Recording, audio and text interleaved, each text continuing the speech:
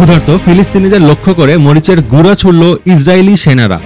গাজার দক্ষিণাঞ্চলের রাফা শহরের সাকুশ এলাকার একটি ত্রাণ বিতরণ কেন্দ্রে জড়ো হওয়া ক্ষুধার্ত ও অসহায় ফিলিস্তিনিদের উপর মরিচের গুঁড়ার স্প্রে ছুড়ে ছত্রভঙ্গ করেছে ইসরায়েলি সেনারা।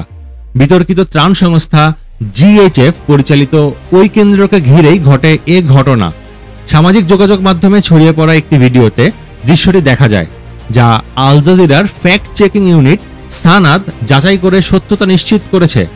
20 সেকেন্ডের ওই ভিডিওটি 10 জুলাই মোবাইল ফোনে ধারণ করা হয় এবং শনিবার 19 জুলাই রাতে তা প্রকাশিত হয়।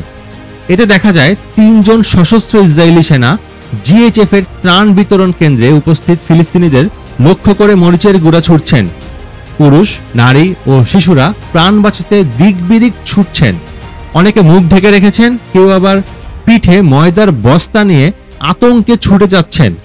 ফিলিস্তিনির স্বাস্থ্য মন্ত্রণালয়ের তথ্য অনুযায়ী মে মাসের শেষ দিকে বিতর্কিত সংস্থা জিএইচএফ গাজায় কার্যক্রম শুরু করার পর থেকেই ত্রাণ সংগ্রহ করতে গিয়ে প্রাণ হারিয়েছেন অন্তত 891 জন ফিলিস্তিনি। জাতিসংঘ 15 জুলাই প্রকাশিত এক প্রতিবেদনে জানায়, নিহতদের মধ্যে 674 জনের মৃত্যু ঘটেছে জিএইচএফ এর ত্রাণ কেন্দ্রগুলোর আশেপাশে। সম্প্রতি ইসরায়েলের পূর্ণ অবরোধ কিছুটা শিথিল হলে গাজায় বিতরণ কার্যক্রম শুরু করে জিএইচএফ।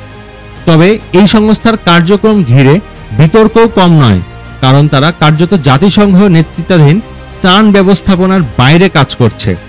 গত রোববার গাজায় ইসরায়েলি বাহিনীর হামলায় আরও 84 ফিলিস্তিনি নিহত হন। এদের মধ্যে 73 জনই ছিলেন ত্রাণ সংগ্রহ করতে আসা সাধারণ মানুষ। এর আগের দিন শনিবার ইসরায়েলি হামলায় নিহত হন 116 জন, যাদের মধ্যে অন্তত 38 জন ছিলেন ত্রাণ প্রত্যাশী। গাজার বাসিন্দা মাহমুদ মোকাইমার জানান, তিনি অন্যদের সঙ্গে ত্রাণ সংগ্রহ করতে এসেছিলেন। এ সময় ইসরায়েলি সেনারা প্রথমে সতর্কতামূলক গুলি ছোড়ে, পরে সরাসরি গুলিবর্ষণ করে।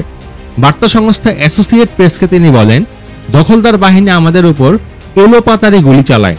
তিনি জানান, ঘটনাস্থলে 3 জনের নিথর দেহ পড়ে থাকতে দেখেছেন এবং বহু আহত মানুষ পালিয়ে যেতে বাধ্য হন।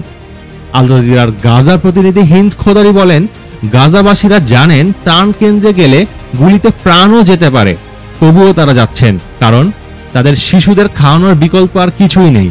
বাজারে সবকিছুর দাম আকাশ ছোঁয়া এবং কিনে খাবার সামর্থ্য নেই।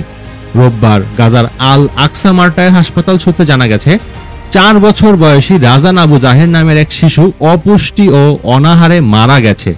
একই দিনে আল শিফা হাসপাতালের পরিচালক জানান, সেখানে অনাহারে আরও 2 জন মারা গেছেন, যার মধ্যে একজন 35 দিন বয়সী নবজাতকও রয়েছিলেন।